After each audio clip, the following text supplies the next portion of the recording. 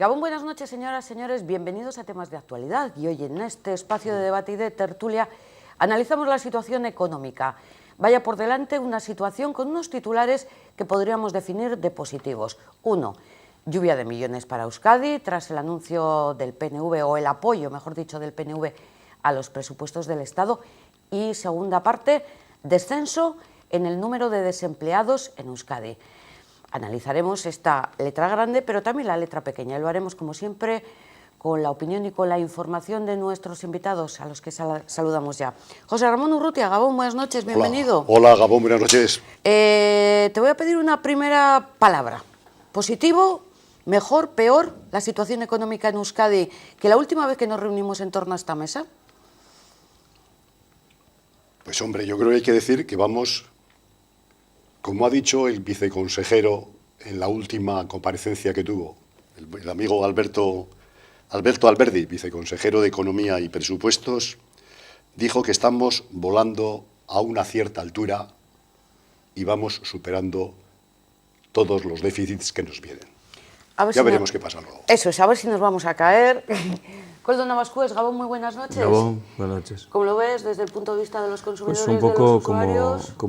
como dice José Ramón, mejor. Lo que ocurre que ese mejor oculta determinadas situaciones de precariedad general, es decir, estamos mejor que hace unos años, desde el año 2008 que hemos ido hacia abajo, estamos subiendo, pero ya el nivel de la sociedad en cuanto a economía se refiere está muy por debajo de esa misma sociedad que estaba antes del 2008.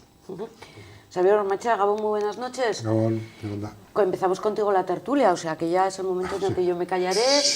¿Coincides, discrepas y además nos puedes hacer una primera radiografía de la situación económica en Euskadi? Bueno, coincido.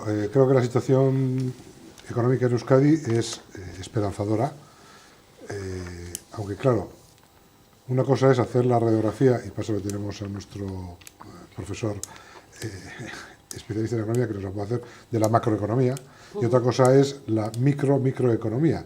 Es decir, una cosa es ver la situación general, que tenemos que decir que es esperanzadora, está empezando a ir bien, sobre todo aguas arriba. Es decir, yo por ejemplo que estoy en contacto con empresas, estamos notando que las empresas de un tamaño medio grande empiezan a estar bien, empiezan a tener trabajo, etcétera, pero que los pequeños talleres todavía no están llegando. Es decir, todas esas cosas que empiezan a lo que se dice aguas arriba, pero luego tarda más en llegar el efecto aguas abajo. Y al final de la cola están los ciudadanos. Entonces, claro, al ciudadano que en estos momentos sigue sin encontrar trabajo, con problemas, etcétera, decirle que va bien, pues le sirve de muy poco, porque al fin y al cabo todo el mundo analiza la economía desde su perspectiva personal. Eso es. Al final es un poco el bolsillo de cada uno. Entonces, de nosotros. Por eso digo que es esperanzadora en el sentido que estamos en una situación de mejoría, teniendo en cuenta siempre que las crisis son en picado y las recuperaciones son muy lentas. Y tenemos esperanza, ¿por qué? Porque parece ser, podemos esperar que de aquí a un año, a 2 años, pues vamos a seguir una senda de mejoría y cada vez va a ir llegando a más gente la mejoría. Es decir, hoy pues nos hemos desayunado con una buena cifra en cuanto al paro. Creo que afortunadamente en Euskadi podemos empezar a ver el horizonte de bajar por debajo de las 2 cifras de paro, es decir, de empezar ya a bajar del 10% de paro, lo mismo que mientras que en España pues en su objetivo sería bajar del 20%, nosotros podemos empezar ya a pensar en de aquí a poco tiempo bajar del 10%, ¿no? Empezar con una cifra de un solo dígito ya sería esperanzador. El paro en el mes de abril ha descendido en Euskadi en 1.149 personas, se sitúa en el 13%, en Vizcaya todavía el desempleo está en el 14,2%. Ya si nos situamos en esta comarca, pues las cifras todavía, como siempre, siguen siendo elevadas. Urrutia, profesor. Hombre, mira, yo creo que lo fundamental en este momento es plantear que este esbozo de crecimiento que estamos viendo, es que la palabra del otro día del amigo Alberdi fue curioso porque él quiso decir que estamos como en un vuelo. Es decir, que la economía ha pasado momentos como los aviones, que pasan momentos en los cuales pues, están tomando tierra y toman tierra en situación bastante paupérrima y luego vuelan magníficamente. Y dice, en este momento estamos sobrevolando la situación que hemos pasado, pero tenemos unos vientos que no sabemos por dónde nos vienen, que nos pueden hacer preocupar o que nos pueden hacer ir volando magníficamente. Entonces, para ello lo que voy a centrarme, yo voy a hablar hoy de cosas que he visto en los periódicos. Hay un informe que ha sacado la BBK, el observatorio BBK saca mensualmente un observatorio con Deusto Business School, y dice, hay que trasladar esta recuperación que estamos viendo, hay que trasladarla a la sociedad.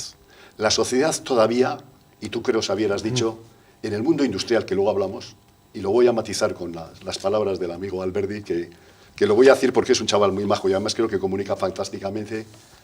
Él dice, estamos avanzando en la economía debido a un dinamismo del sector servicios y el consumo de los hogares, el consumo doméstico, pero por crédito bastante. Y estamos también porque el sector industrial está tirando la exportación. Pero nos encontramos con que tenemos unos entornos y por él, como él dice, unas dificultades que nos pueden venir, porque dependemos muchísimo de cómo va el petróleo, cómo van las materias primas, cómo va el tipo de interés, es decir, qué va a hacer el Banco Central Europeo o qué va a hacer Trump y la Reserva Federal, sube o no, y después todas las dificultades políticas existentes en Europa y en territorio común, en España. Porque en España hoy ha habido otra buena noticia que también hay que felicitar, pero vamos a tener gobierno de Rajoy durante mucho tiempo, vamos a tener posibles elecciones. ¿Qué pasa en todos los entornos políticos? Es decir, tenemos un boomerang de noticias que hay mucha gente que está pasándolo muy mal y no ve el horizonte y el futuro con alegría y con ilusión, como tal vez se ve en los periódicos y en un entorno de gente. ¿Coldo? Bueno, yo coincido, iba a decir más o menos lo mismo que Urrutia, ¿no? Hay unas condiciones externas y unas condiciones internas. Entre las condiciones externas, casi todas las previsiones que se están haciendo se basan en el petróleo en $50, y se prevé que va a subir a un 60%, con lo cual ya estamos hablando también de un incremento importante del precio del petróleo, con lo cual se desmoronan todas las iniciativas, ¿no? The Economist dice que la ¿Pero economía... si sube el petróleo es mejor o es peor? Peor, hombre, peor, mucho peor. Dice que la economía internacional está al ralentí, es decir, está esperando a ver si puedo acelerar o no, porque no se dan las condiciones necesarias, ¿no? Hay que tener en cuenta que en las exportaciones, por ejemplo, del País Vasco, creo que el 70 y tantos % tiene que ver con la industria del automóvil. Y entonces la industria del automóvil, uno de nuestros principales clientes es Reino Unido, Brexit, o sea, ¿qué va a pasar? ¿Cómo se va a renegociar esa deuda? Y de forma interna, aquí también tenemos que sí que es cierto, porque además los indicadores así lo dicen, así consumimos más. Cuidado que volvemos a entrar en la dinámica del crédito, y además créditos rápidos de gran incremento de intereses y demoras y toda la castaña, no en los límites de los 2005, 2007, 2007. O sea, volvemos a estar sobreendeudados. No, Sí, no estamos no, de momento nos estamos endeudando. Estamos Esperemos de que no caigamos en el sobreendeudamiento, ¿no? Volveremos a caer otra vez en la misma. Bueno, como somos humanos, pues seguro que sí. Y luego, a nivel interno, hay que tener en cuenta, primero, la precariedad del trabajo. Somos el segundo país de Europa, creo que lo tengo por aquí, en contratos temporales, y en el tema en general es un 26% de eventuales y en los jóvenes es un 70%. O sea, esto es de una incertidumbre clarísima, es decir, nadie que está en esta situación puede consumir, más allá de lo estricto, de lo que tiene estrictamente asignado cada mes, ¿no? Por eso, y luego ya hablaremos de la política fiscal, ¿no? Pero quiero decir que vientos favorables, sí. La economía está creciendo, Estados Unidos y China no está creciendo, se han estancado. Europa, quitando Alemania y Francia, que tienen unos pequeños índices, pero tampoco están exuberantes, o sea, están ahí, como dice The Economist, ¿no? Esperando a ver qué pasa al ralentí. Y eso no es bueno para la economía, porque en abril ha descendido el paro, vacaciones, Semana Santa, servicios, como tú muy bien apuntabas. ¿Qué va a pasar en mayo o en junio? ¿Volverá a crecer el paro? Pero sí que es cierto que, por ejemplo, el empleo se ha subido, aunque sea en precario, es decir, la Seguridad Social está cotizando, está recibiendo más ingresos que los que habitualmente hacía. Son índices que indican una cierta recuperación, pero no como nosotros creemos. De hecho, al 3,2 de crecimiento del PIB, ¿no?, del año 2016, vamos a andar rondando alrededor del 2,1, 2,3. Y el 2,1 y el 2,3 no es crecer. O sea, todo lo que esté alrededor del 2 es mantener la economía. Entonces, para hablar de crecimiento, por eso cuando se quiebran los crecimientos del 3,1, 3,2 del 2015 y del 2016, esa es una malísima señal, porque el 2 no es crecimiento, es estancarse, ¿no? Sin embargo, no estamos todos como muy contentos Bueno, y tú gastando estarás incluso contenta y con tú alegría, gastarás, ¿no? Estamos, ¿no?, viendo estas perspectivas que, bueno, que en principio habrá que tomarlas ojo con ojo prudencia. con eso. Bueno, vamos a ver. En economía hay algo fundamental que es la creación de climas favorables al crecimiento. Es decir, si tú anuncias una crisis, estás produciendo de hecho una crisis. Y no sé por qué hay una tendencia general a ser pesimista sin darse cuenta de que es peligroso. Porque generalmente el factor psicológico influye mucho. Sí, porque es decir, guardamos el dinero, tienes claro, miedo y dices... te pongo un bueno, ejemplo. Tú tienes un coche y estás deseando cambiarlo. Si las expectativas que te dan son malas, dices, bueno, pues cambiándole las ruedas puedo aguantar 2 años más. No pasa nada. Oye, pues andará un poquito peor y tal, pero 2 años más aguanta. O el abrigo. Es decir, comprarte un abrigo nuevo, pues no pasa nada porque el año que viene repitas el mismo abrigo en lugar de comprarte uno nuevo. Si hay unas buenas expectativas en la economía, pues decir, oye, pues me voy a animar y voy a comprar un coche nuevo, voy a cambiar la ropa, etc. Voy a comprar un piso más adecuado para mis necesidades.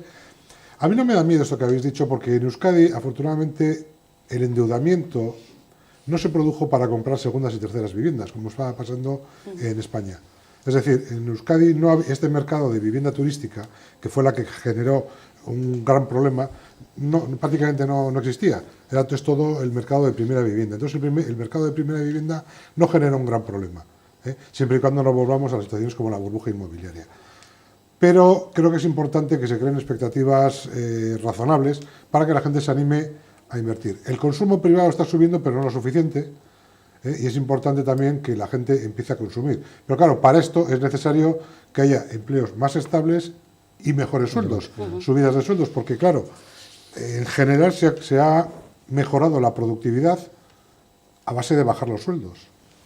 No subir los sueldos en varios años es lo mismo que bajarlos. Entonces hemos mejorado la productividad. Pero eso ha detraído el consumo. La gente al final, bueno, pues se retrae de consumir. Y es fundamental para que una economía funcione que exista un consumo no alegre, pero sí un poco menos triste que el que tenemos, ¿no? Es fundamental, porque claro, evidentemente... De ahí la venta un poco de esta imagen de positivismo. Sí, pero los climas positivos, tienen que basarse en certezas. O sea, lo que no se pueden es crear climas positivos. No hay certezas.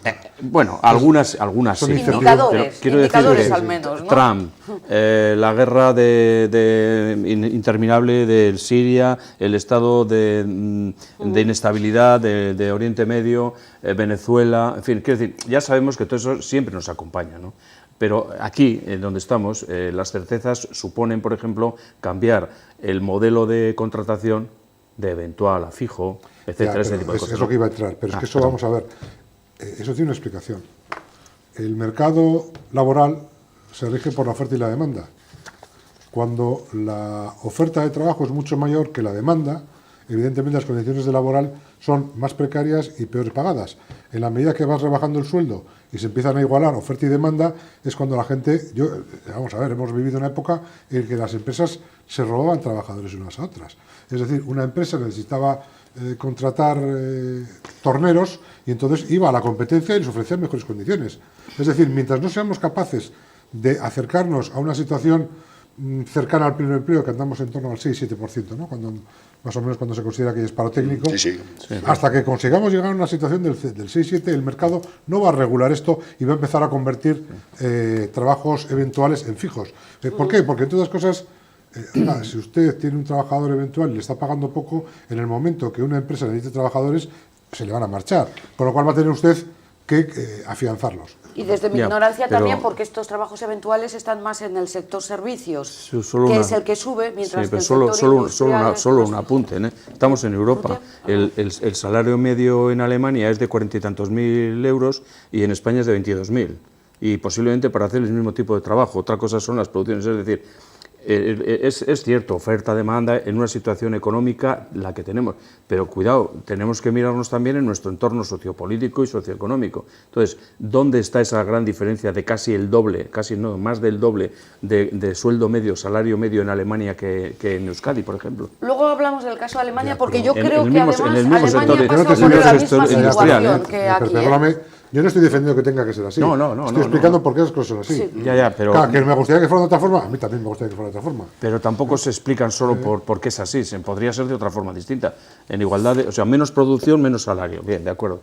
Pero el nivel de producción nuestro, el de aquí, el de Euskadi, no está tan mal con respecto al nivel productivo de Alemania, pero sin embargo nuestros salarios medios son la mitad que en Alemania, por ejemplo. Rusia, sí, turno. Hombre, Iba, yo creo que lo que ha dicho el informe de la BBK, ese del observatorio, que hay que trasladarlo a la sociedad, yo creo que todavía hay una serie de indicadores sociales que demuestran que estamos en situación floja, que todavía no estamos captando esa situación de alegría real. No, claro. Y te voy a decir, y yo creo que son 5 aspectos que te los voy a decir. Primero, cómo está evolucionando la recaudación. La recaudación fiscal. La recaudación fiscal es un tema, indicador básico.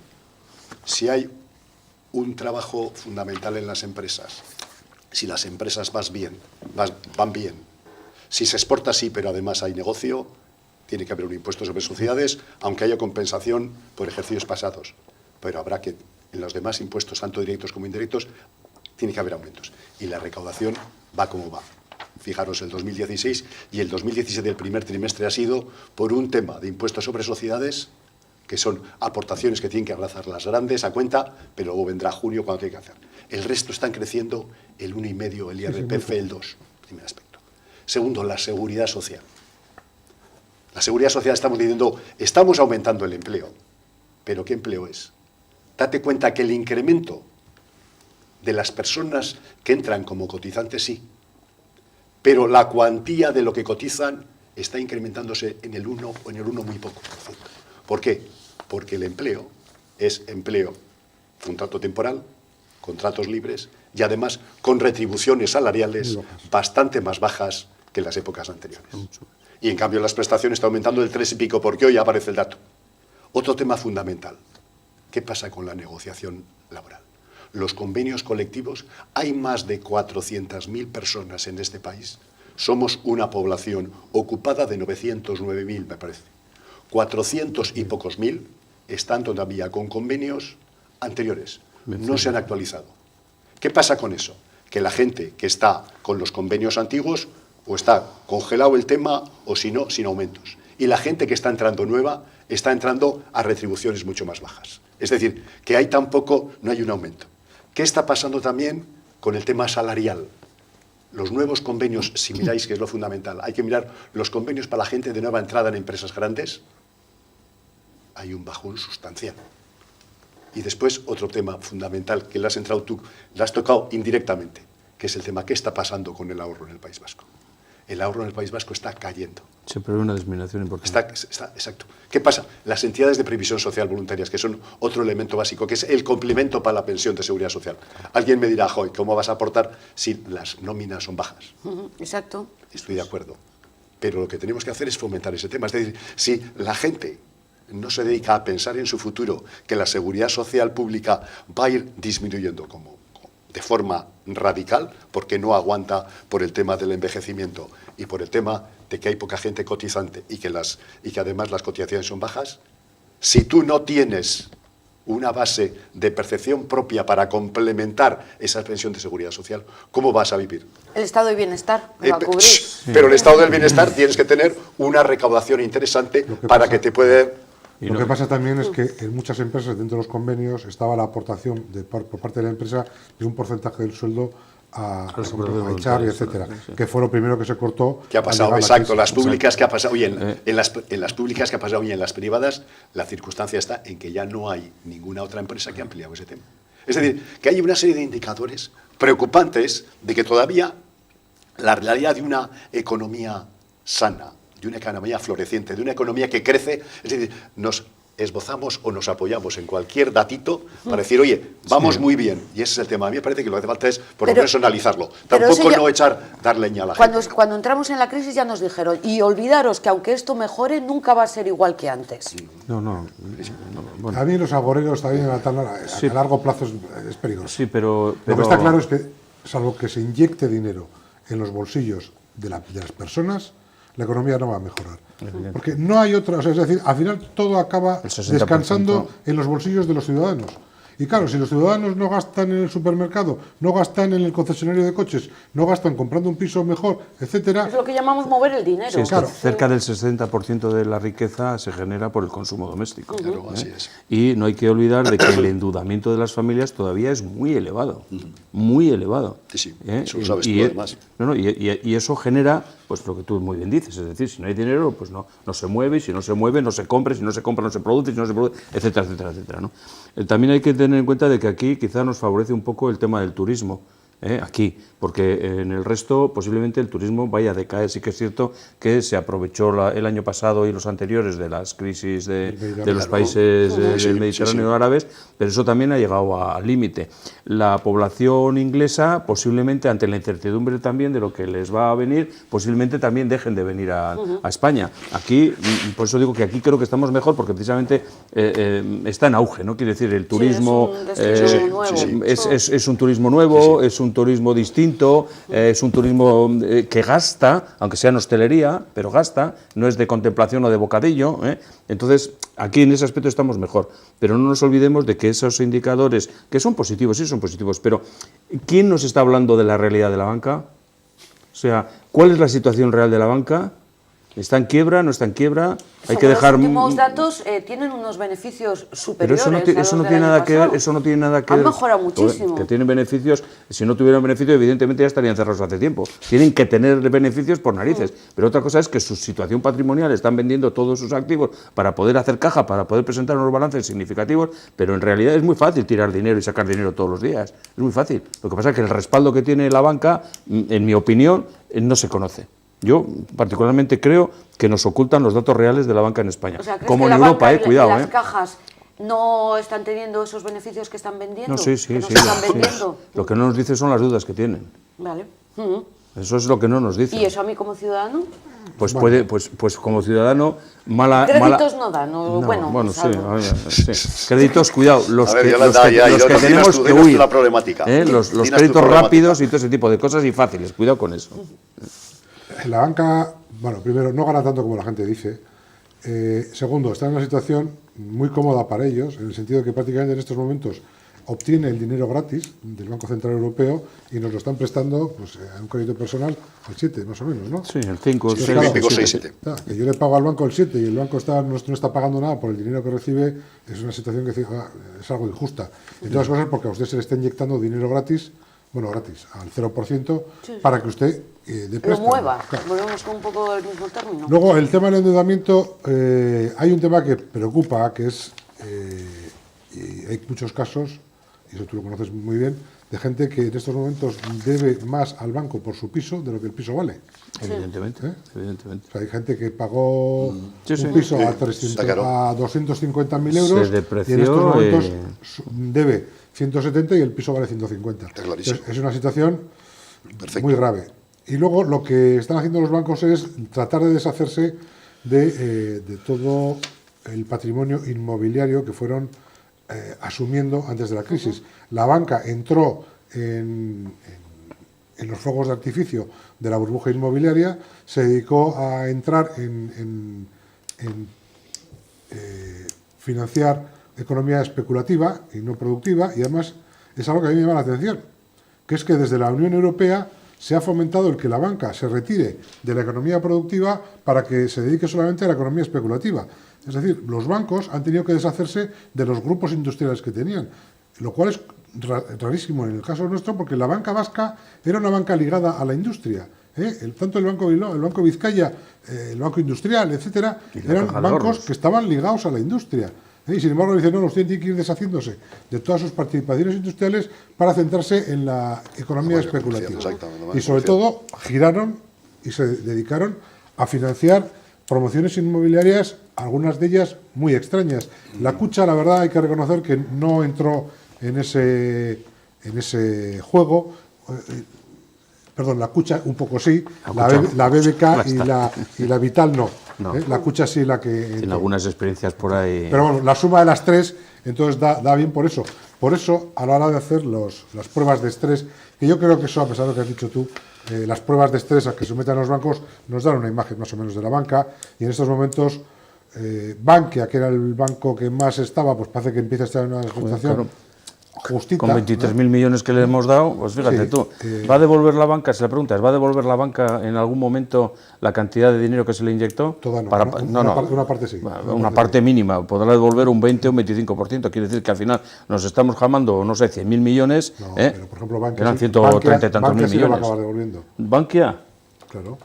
¿Los 23.000 millones que se le pusieron? Sí, porque no, a ver, es que Que ya- yo lo vea, que yo lo vea. Te lo explico. Eso me puedes tú decir, Ya te el digo dinero yo que se que le dio a no. Bankia no es un dinero de tenga el saco y lléveselo, sino que fueron compra de acciones. Sí, sí. O sea, es decir, el Estado esos miles de millones los tiene en acciones de Bankia, Disfraza que las le cosas. producen, le Acciones. producen dividendos todos los años y que antes o después se podrán vender. El problema son las ayudas a determinadas cajas, como las del Mediterráneo, etcétera, que fueron aportaciones a fondo perdido y que no tienen un sustento. Y lo mismo que el dinero para la capitalización de la banca en general, de toda la banca en general. Pero para nuestra economía, No, sí, el tema de la No, situación no, de la han devuelto banca 20 y tantos mil. nos influye o le vemos a las cajas y los bancos como los enemigos.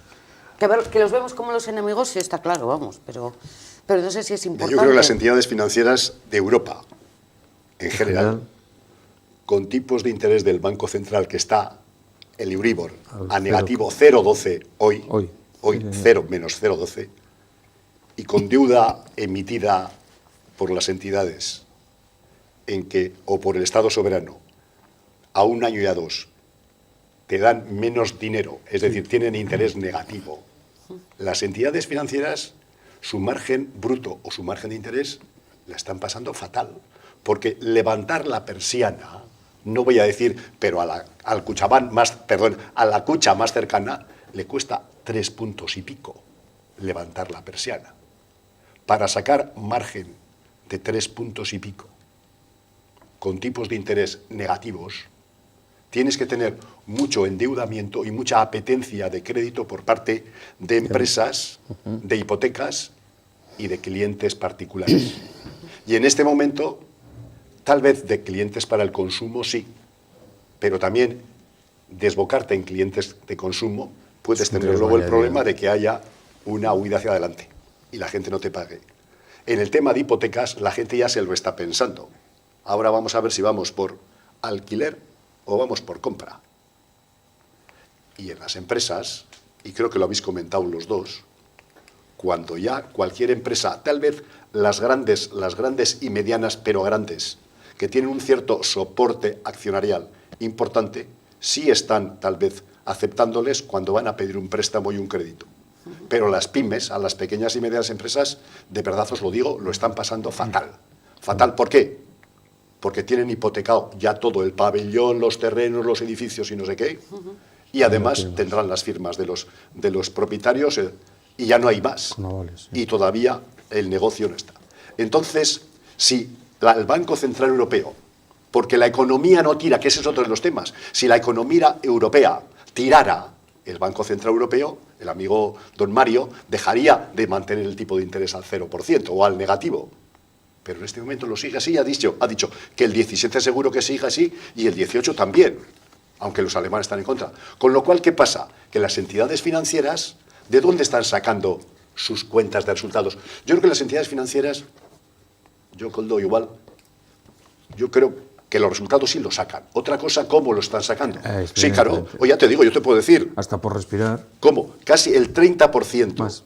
de sus resultados, de sus ingresos, procede de comisiones. Sí, señor.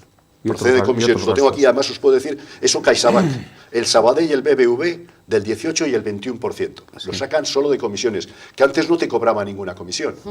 Después, otro porcentaje importante lo están vendiendo con las participaciones industriales, es decir, vendiendo patrimonio, inversiones que ellos tenían. Tú me parece que habéis comentado los dos. Sí. Es decir, que antes, y además que han fomentado dedicarse, participar en empresas industriales o en corporaciones. Están vendiendo y están sacando, y lo están vendiendo a fondos de inversión para obtener ellos un rendimiento. Es decir, que están vendiendo sus activos. Están vendiendo también los solares, los locales comerciales, están vendiendo los activos. Y después, ¿qué están haciendo? Retirar gente mayor, retirar gente que están con los 50 y tantos, 60 años, que tienen unas retribuciones importantes. Sí, prejubilados, ¿no? Perfecto, con unos convenios por antigüedades importantes, con salarios bastante altitos, y entrar incorporando gente cuyos convenios son un 40 o un 50, mucho más barato que el resto. Ahí está. Y después la última que hacen los bancos es, oye, como ahora parece que la morosidad va cayendo, como antes tenían unas dotaciones hechas para los pasivos que ellos querían que iba a haber problema, están sacando dinero de ahí y llevando a resultados. Pero, ¿y si eso lo están haciendo los bancos, que son los listos? No, Entonces, ¿qué no va a hacer? Los listos es la necesidad, porque todos ellos cotizan en bolsa o no cotizan en bolsa. Si cotizan en bolsa, cotización, compararse con el resto. Y si no cotizan en bolsa, tienen que ver cómo dan respuesta a las demandas de la gente, porque si tú dices que vas perdiendo y que estás en situación precaria, ¿verdad que lo has comentado tú, Xavier? Si lo que hace falta es dar un poco de síntoma de alegría para que el señor que está con abrigo viejo compre. Claro, si los bancos están diciendo, oye, es que estamos en situación muy precaria, todos están diciendo, es que hemos crecido. Y si no crecen aquí, dicen que han crecido en México o que han crecido donde están realizando los negocios. Pero tú mira el más cercano, CaixaBank, y mira cómo está sacando los resultados. Y tengo un gran aprecio por Goyo Villavicencio, de verdad, me parece un gran profesional. Pero lo comentaba diciendo, el mercado está crudísimo. Luego encima hay una tendencia a decir que los bancos ganan mucho. Están ganando mucho porque te dicen la cifra general. Sí, el banco que mejor resultado está dando para el accionista en estos momentos te está dando un 4,2% aproximadamente, creo que es el BBVA y el Santander. Están ahí, uno tras otro, claro. Pero andan dando una rentabilidad de un 4,2%. Hombre, a una inversión que hace un ciudadano en unas pocas acciones que tiene un 4,2, no está mal hoy en día. Hoy en día está muy bien. Pero bueno, tampoco es para decir, no puedes vivir de ello. Sí, pero bueno, mucha gente que nos esté viendo dirá, no, es que yo he tenido un plazo fijo, tengo un plazo fijo con el banco y antes me daban... El plazo fijo ya no da. No, cero. Y ahora ya... Te dan cero. Y hay algunos que te piden dinero. Hay una anécdota a cuenta de esto. Y no te quieren como cliente. Eso es. No, de verdad, que lo has dicho, ¿verdad? No, eso sí. Exacto. Y entonces, como ciudadano dices, pero a ver, si es que está jugando con mi dinero y encima parece que le estoy haciendo un favor. La banca en eso se basa. Antiguamente la gente invertía en bolsa. Sí. Y hay una anécdota que contaba Felipe González, que a mí me llamó la atención cuando se lo oí contar, que contaba pues cuando venía del abogado laboralista a Vizcaya, pues que se alojaba en la margen izquierda, creo que en casa además de Lalo, el padre de Pachi López. Y entonces cogía el tren para ir a Bilbao a Magistratura de Trabajo a hacer los casos. Y dice que le llamaba la atención ver que la gente iba en el tren de la margen izquierda sentada leyendo el periódico y que al llegar a la página de las cotizaciones de bolsa las leían. Porque él decía que él que venía de Sevilla que jamás había visto a nadie leer, y que aquí la gente, que eran gente de Altos Hornos, etcétera, que miraban las cotizaciones en bolsa. Ahora ya mirará él. Ahora no crees que mirará. Creo que tendrá alguien que se lo mire. Ahora entramos en el tema de los políticos, pero que sí que es verdad que ha habido un momento en el que todos nos considerábamos que teníamos que meter dinero en bolsa, y ahí fue el mayor error. Sobre todo hubo un momento en el que se hizo una propaganda engañosa, que fue el tema de las preferentes, en las que vendieron como panaceas los bancos. Ahí sí que hay que reconocer que han sido castigados por la judicatura con razón, porque no informaron a la gente y estaban vendiendo unos productos milagro que no eran tales. Claro, me he dicho, vamos a ver, si usted tenía, en momentos en los que tú ibas al banco, ponías la imposición a plazo y te daban el 1%, de repente te venía el director del banco y te decía que tenía un producto que te podía dar un 6%. Entonces, al final, hay una máxima que es cuando algo parece demasiado bueno para ser verdad, es que es demasiado bueno para ser verdad. Pues claro, tenía que haberle explicado a la persona, decir, oiga, esto tiene un riesgo evidente. Sí, la banca siempre juega con ventaja. La banca el tema de la bolsa tampoco debe ser algo es conocedora de las situaciones mundiales, de cómo van a repercutir en el tiempo en su propio negocio. Y evidentemente se arman con este tipo de productos y otros y mienten todo lo que haga falta con tal de salir adelante. A veces les cazan y otras veces no, porque claro, la banca no es nuevo, ahora porque más o menos se les ha cogido en Orsay, circunstancialmente, pero durante muchísimos años, yo recuerdo que en los años 1990 y tantos, después de 7 años de pelear y litigar contra la banca, el Tribunal Supremo consiguió que se retiraran de los contratos 17 cláusulas abusivas. Entonces, 17 cláusulas abusivas que, qué curioso, siempre benefician al banco, y además le benefician de una forma extraordinaria. Y con lo que tú apuntas, pues es lo mismo. O sea, a ver por qué en una escritura de una hipoteca, que el que está interesado en levantarla es el propio banco, para que quede constancia y para seguridad y tal y cual, te hacen pagarla a ti, que no tienes ningún interés en levantar esa hipoteca, y te la hacen pagar a ti. O sea, otra cosa es la compraventa, la hipoteca de la compra, la escritura de la compraventa. Bueno, pues ese tipo de cosas lo ha hecho y lo sigue haciendo. Hemos recibido recientemente una comunicación de las cajas de ahorros nuestras, la de la Kutxabank, en la cual nos dice que nos van a cobrar una comisión por sacar dinero en determinados cajeros, en determinadas cuentas. Yo cuando metí el dinero aquí, cuando negocié con usted la tarjeta de crédito, en principio era gratis y no había ningún problema y tal. Bueno, pero estamos entrando en otro tema distinto.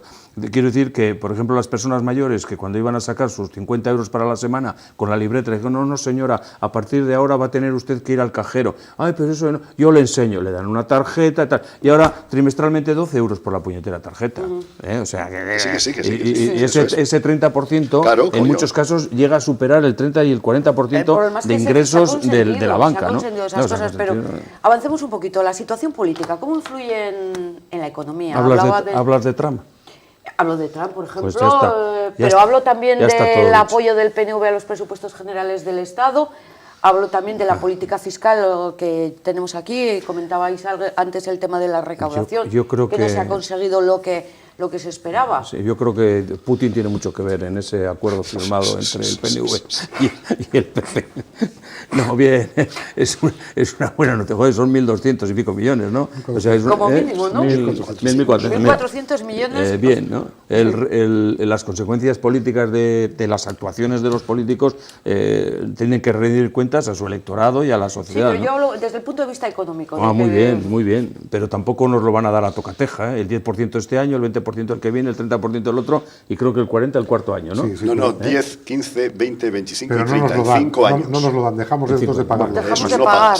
Bueno, No, hombre. No, es distinto, sí, Claro, de acuerdo. pero la pregunta que se hará la pagar gente... ellos no pagan, devolver la pasta... Urrutia, la pregunta que se hará la gente ya, pero con ese dinero que el gobierno de Euskadi deja de pagar a Madrid, ¿qué va a hacer? Pues el tren de alta velocidad, por ejemplo. No. Eso lo paga Madrid, pero Madrid. deja de pagar por el cupo unos cuantos millones menos al año, que eso es muy positivo porque se queda aquí. Pero ¿a dónde va a ir? Si revierte yo creo que políticas sociales... Sí, estoy enfocando bien. Hay que poner un poco de... No nos preocupan las inversiones, pero bueno. No, pero yo en eso sí que estoy de acuerdo, que el reparto tiene que ser también ciertamente equitativo. Es decir, hay una parte de dinero que se puede emplear y dedicar a la industria, a la pequeña, a la inversión, al 4 punto, etcétera. Es decir, evolucionar y ayudar a la pequeña, sí, pero también a las políticas sociales.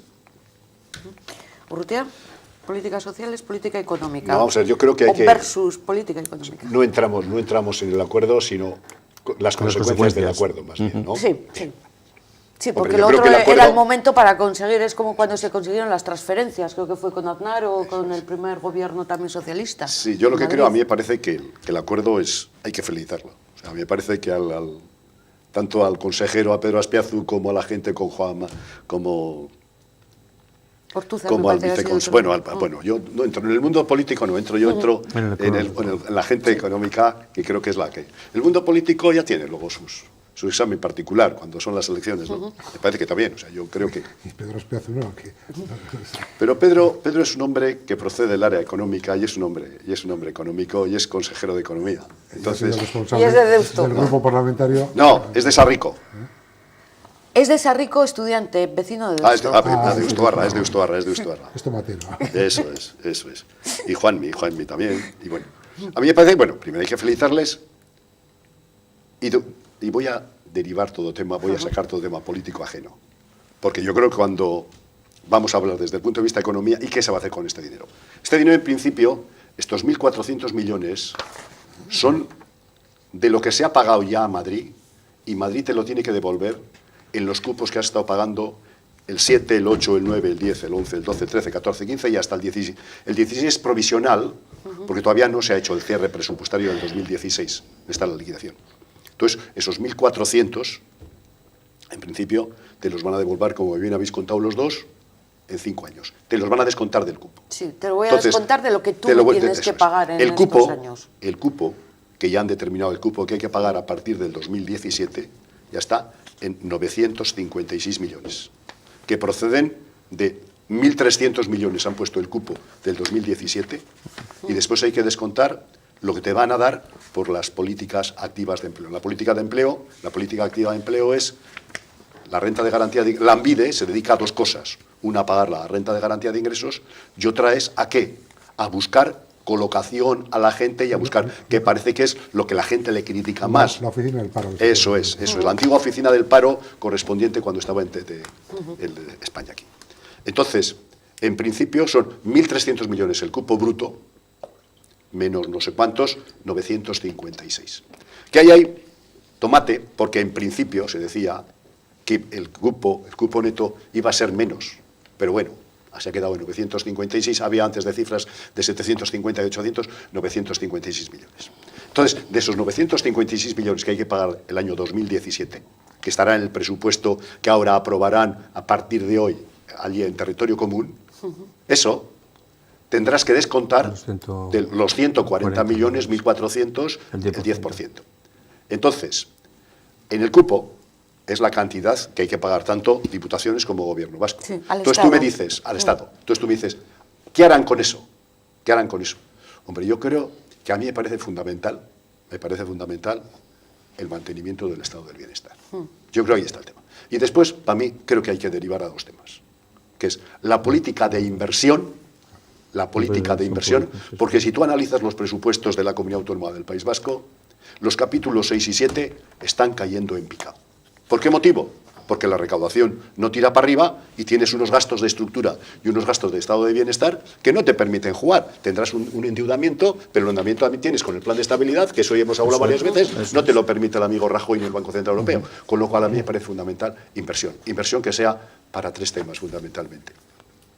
Inversión para investigación, para I+D+I, y después inversión fundamentalmente para apoyar en aquellas necesidades en las áreas sociales o educativas, porque ahora hay el cambio también que ahí nos viene en el modelo educativo y en el modelo universitario. Eso es fundamental. Para mí me parece así. Y después, ¿cómo podemos fomentar más las políticas de empleo en la gente joven y el empleo cronificado? Eso es. Entonces, este dinero difícilmente llega al ciudadano de a pie.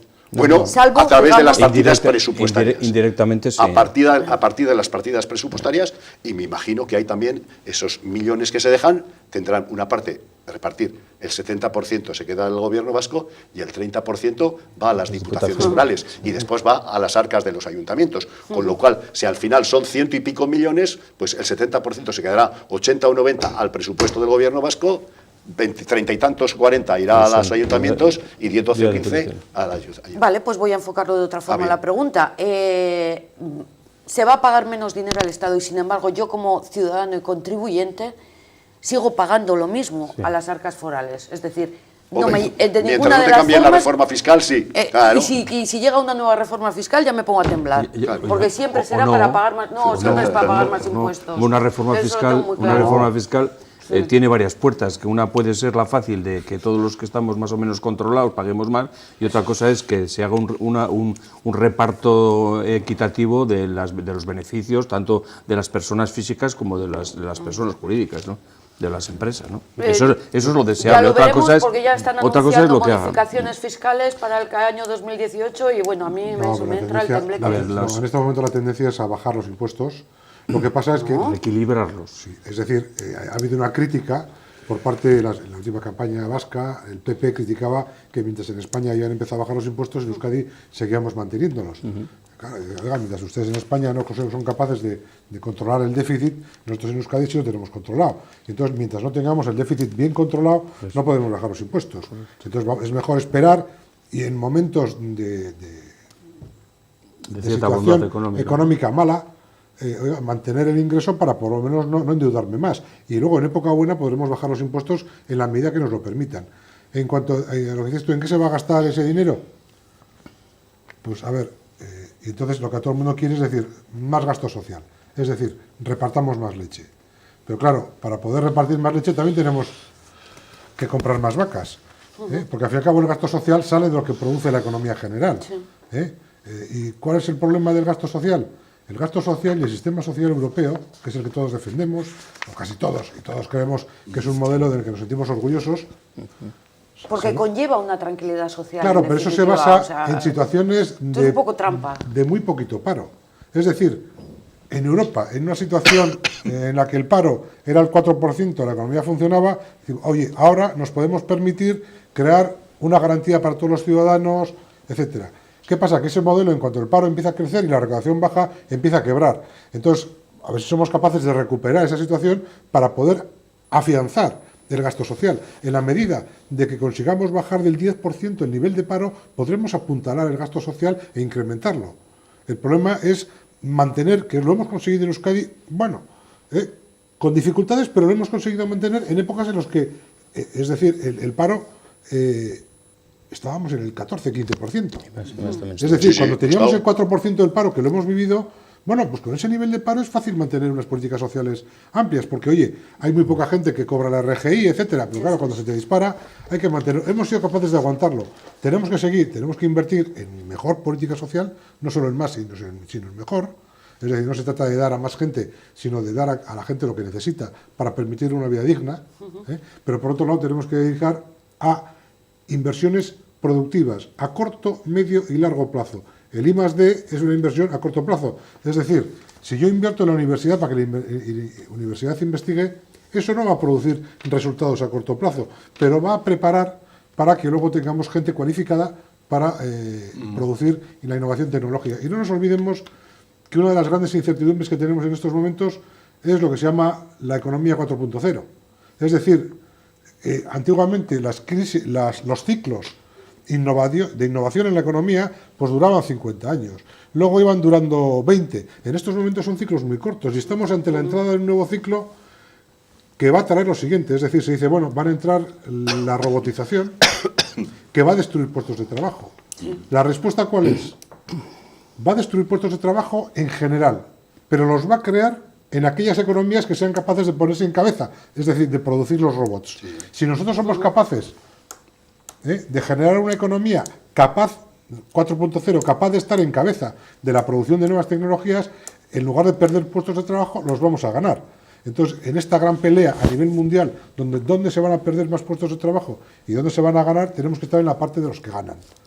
Y la gente suele decir, bueno, pues hay que prohibir los robots. Y digo, eso es como prohibir las excavadoras. Antiguamente los túneles se hacían con pico y pala. Yo recuerdo, en los primeros carnavales que hubo en Bilbao, que las cuadrillas salían por la Gran Vía disfrazadas. Y cada una cogía pues unos hacían los cuentos infantiles y tal. Y hubo una cuadrilla que con un cierto criterio salían todos vestidos de buzo con picos y palas, y era la época del paro, de la crisis de los años 80 y tal, y decía, soluciona al paro el túnel de Archanda. Y salían todos con pico y pala, ¿no?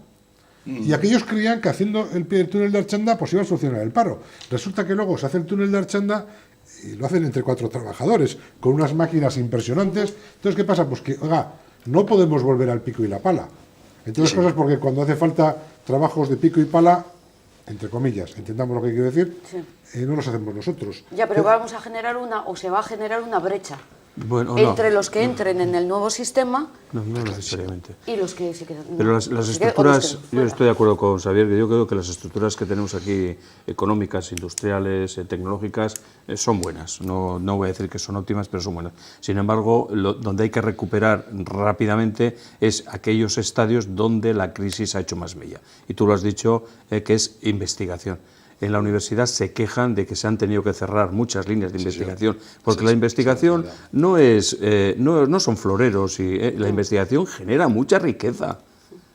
Y luego tenemos unos sectores industriales que yo creo que tienen gran futuro y a los cuales la robótica y todo ese tipo de cuestiones les va a afectar menos, como por ejemplo son todas las instalaciones offshore de instalaciones generadores eólicas, es decir, porque ahí se necesita mano de obra, se necesita tecnología, los astilleros pueden tener una carga de trabajo inmensa con la creación de buques especialistas en este tipo de cuestiones, se va a generar cantidad de puestos de trabajo en mantenimiento de todas estas instalaciones. queramos o no, la era del petróleo tiene fecha de caducidad y hay que buscarnos la energía porque somos un país súper dependientes de la energía de los fósiles y del gas y tenemos que generar energía eléctrica. Bueno, pues yo digo que yo sí soy optimista desde el punto de vista nuestro y que ese dinero tiene que ir pues para recuperar ciertos niveles del estado de bienestar que fueron decayendo con la crisis. Todos sabemos que los índices no solo del paro, sino de personas discapacitadas, pues fueron más exigentes a la hora de la concesión de... Bueno, pues eso hay que volver a recuperarlo. La educación, la sanidad, la investigación son fundamentales. El apoyo a la pequeña y mediana empresa también, porque es que nuestra empresa es pequeña y mediana. Aquí no podemos estar hablando de grandes compañías, sino de pequeña y mediana empresa. Y con eso yo creo que se cumpliría una labor política y social. Yolanda, si me piensas un inciso, hemos incidido el pacto de aprobación de los presupuestos y hemos hablado del acuerdo en materia del concierto económico y el cupo.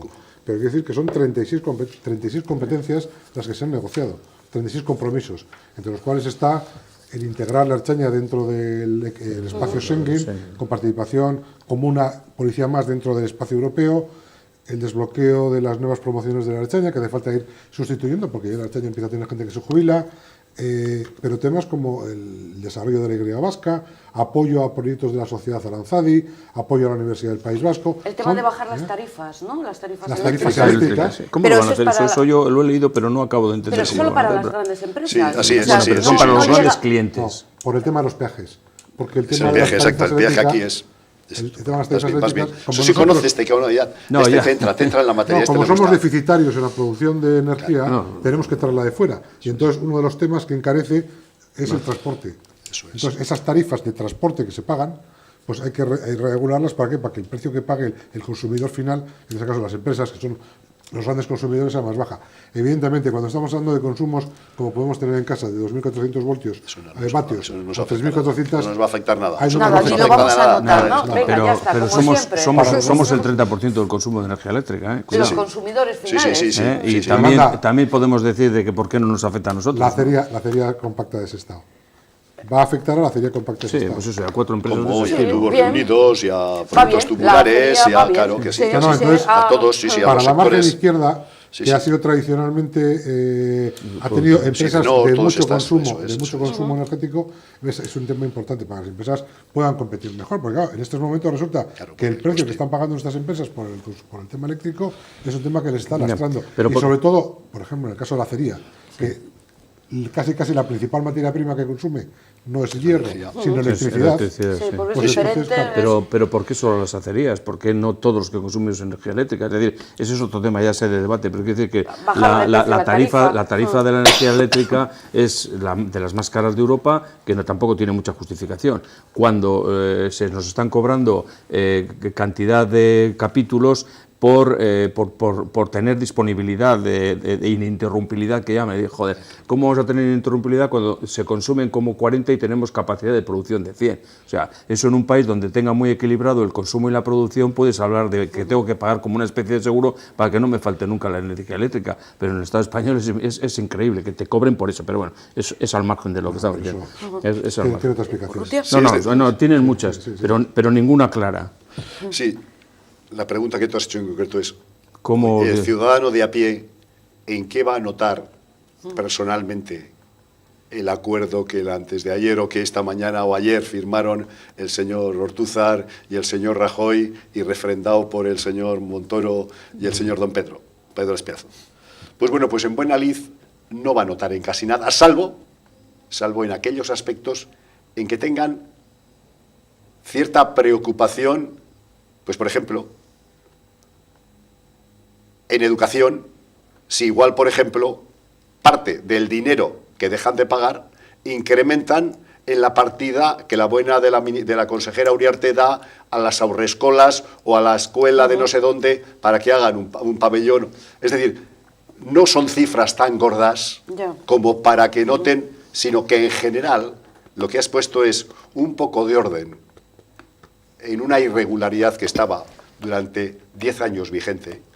Y ahora has determinado, a partir del 2017, cuánto vas a tener que pagar a Madrid el primer año, porque luego ya son con índices de actualización. En pocas palabras, has recuperado un dinero que se había pagado de más, que no lo vas a cobrar al contado, sino periodificado, que en pocas palabras, para el ciudadano de a pie, si tú dividieras los 100 millones o los 140 millones que viene el primer año entre todo ciudadano, pues nos corresponderían a 15 euros o 20 euros. Pero si a mí me debe alguien dinero y tengo que pactar, claro, de cobrarlo a 5 años, pues como que si es mío, ¿por qué no me lo das ya? Porque estamos hablando de cantidades de hace 10 años. Con lo cual, como de costumbre, el que tiene la sartén por el mango es el que marca la pauta, ¿no?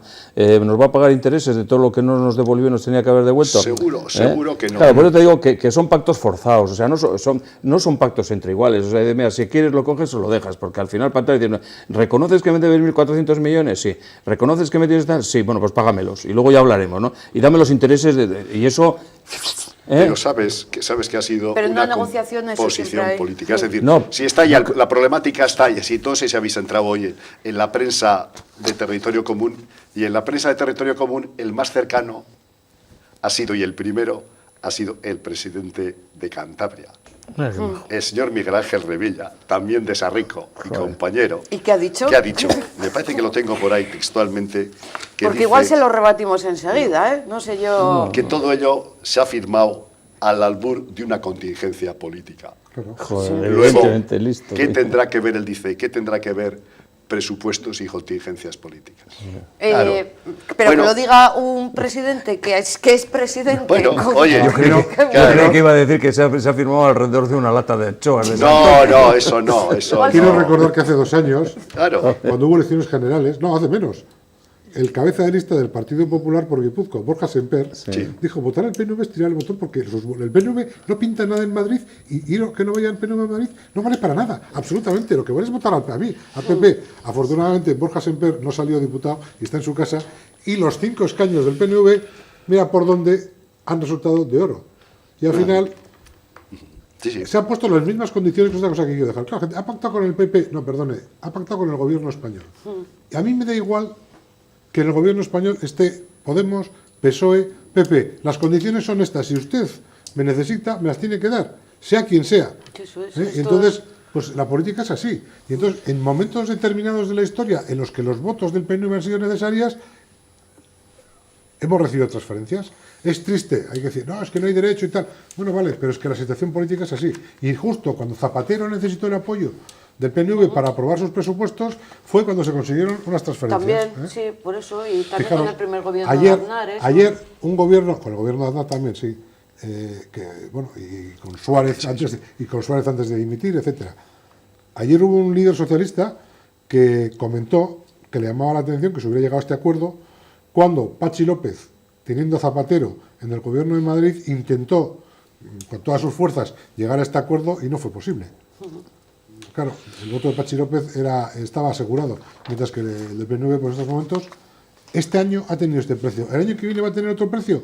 Pues si los necesitan, tendrán un alto precio, si no, no. Yo creo que hay dos problemáticas, a mí me parece que hay dos problemáticas con esto.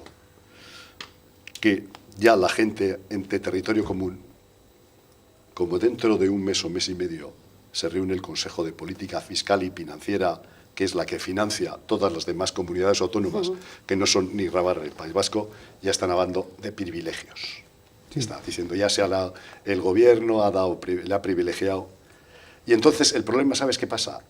Que está erosionando la búsqueda, la firma de todo ello, en un momento tan oportuno para unos o inoportuno, lo que estás haciendo es erosionar las condiciones técnicas de un sistema como el nuestro de concierto y cupo, que es pues no sé, es un procedimiento técnico que yo creo que es inmejorable.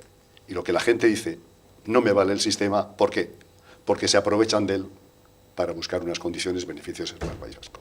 Y ese es el problema, para mí ahí está el problema, de verdad. Los que vivimos y los que hemos visto y los que hemos trabajado, pero también, se erosiona con todo ello el modelo técnico, de verdad. Sabes, ese es para mí es el tema. Sabes, te consta, y posiblemente estés harto de explicarlo, Sí, sí. Que cada vez que discutes con uno de esos no tienen absolutamente ni idea de lo que es el concierto económico. No tienen ni idea. No lo conoce casi nadie. Entonces, Estoy de claro, acuerdo contigo. Sí tenemos que hacer un esfuerzo por explicarlo. Es decir, que no es ningún privilegio, que es un sistema fiscal que tiene una fórmula. Yo me acuerdo de un amigo americano que me pidió, oye, ¿tienes un libro sobre el concierto económico? Y yo dije, yo chiquis te lo envío, pero te aviso que no vas a entender nada, porque las fórmulas matemáticas financieras son enormes. Lo mismo, sí. Y me dijo, no, hombre, si yo soy doctor y tal, no sé qué. No entendió nada. No, me dijo que gracias, pero que no me he enterado de la fiesta. Ya me lo explicará usted otro día. Y eso decían una vez, cuando se negociaba en tiempos de Itoya Cerrozabiti, viceministeri, se negociaba el concierto, que los subsecretarios de Madrid decían, claro, es que para nosotros el concierto económico es un tema que tenemos que negociar una vez cada 5 años y te vas a sentar a la mesa y te encuentras con un tío Que sabe de qué va el tema. que se dedica 5 años a pensar todos los días del año en el concierto económico y tal. Y entonces, claro, tú hablas desde un tema más que te ha tocado y ese vive dedicado a estudiar, calcular, tal. Entonces, decía, es muy difícil discutir con los vascos porque, claro, se lo saben de memoria. El caso es que todos tienen envidia de este sistema económico. Sí, ahora sí. Ahora sí. En el 77 no. Cuando lo negociamos, entonces nadie tenía envidia. No, de hecho creo que Cataluña dijo, yo no quiero eso. Esperemos Que que lo no. cobre el Estado y que No me solo pague, eso, ¿no? no solo eso, sino que Jordi Pujol llamó a Xavier Arzallus para decirle, ¿estáis seguros de lo que vais a aprobar? Sí, no lo- Lo vais a meter y tal. Y a continuación, Jordi Pujol, con toda su buena intención, habló con Sánchez Asciain para decirle, oye, por favor, habla con el PNV y dile que no cojan eso, que se van a arruinar, porque lo que tú pagas es fijo. Si recaudas menos, te arruinas. Y entonces no solo no quisieron ellos, sino que hicieron todo lo posible con buena intención para que no cogiéramos eso que según ellos nos iba a arruinar. Oye, a la larga se ha visto que, bueno, pues que la apuesta que se hizo en aquel momento fue acertada. Y que en este momento el problema de Cataluña fundamentalmente es porque el Estado español no les ha querido dar un sistema de financiación como el concierto. Sí, el problema es Y a financiero. raíz de ahí explota todo. Pero ya es tarde. Pero Pero el Financiero. problema de Escocia también. El problema de Escocia se produce cuando Alex Salmond va a hablar con Mayor y le plantea el problema de... He dicho Mayor, no me estoy equivocando. No, Mike, No, era el anterior. Cameron. Cameron. Y le dice, oye, quiero un sistema como el de los vascos. Sí. Además ellos hablaban del Basque System. Y le dice, no. Dice, pues entonces planteo la independencia. Y le dice, tío, pues plantea la independencia. Y entonces le dice, planteamos las dos preguntas, la independencia o el sistema de más autonomía, que le llaman Devolution Plus. Devolution Plus. Y le dice, no, solo independencia, Devolution Plus no. Al final resulta que lo que nosotros tenemos es lo que ha causado el referéndum de Escocia y lo que está causando el problema de Cataluña. Decía, conclusión última en una palabra, Xavier Ormachea, futuro mejor o peor. Esperanzador. Esperanzador. Koldo Navascues, mejor o peor. Yo quisiera que fuera mejor, pero tiene que cambiar la política fiscal y la política laboral. Y que no, que esto No, de la es política que- fiscal que no. Solo el mercado no va a marcar la mejora de la situación de los ciudadanos y las ciudadanas Ya, vascas. pero solamente que se recaude más no significa que se vaya a destinar mejor o más productivo. José Ramón Urrutia, mejor, peor, esperanzador, cauto. Hay que ver la botella medio llena. Eso siempre. Hay que poner ilusión de cara al futuro. De verdad, Y, es lo que digo. y como decía, que pues hay que trabajar, ¿no? Eso es. Trabajo, trabajo y trabajo, ¿no? Eso es. A partir de mañana a la mañana otra vez a trabajar. Eso es, y todavía. Y que todos tengamos trabajo, que eso es lo fundamental. Eso es de verdad. lo importante, y sobre todo los jóvenes, los que están terminando sus estudios, que qué poquito les queda ya que puedan incorporarse. Gracias por haber estado con nosotros, como siempre. Opiniones e información muy interesantes. Gracias a ustedes que nos siguen desde sus hogares. Les esperamos la próxima semana. Amor. Bueno.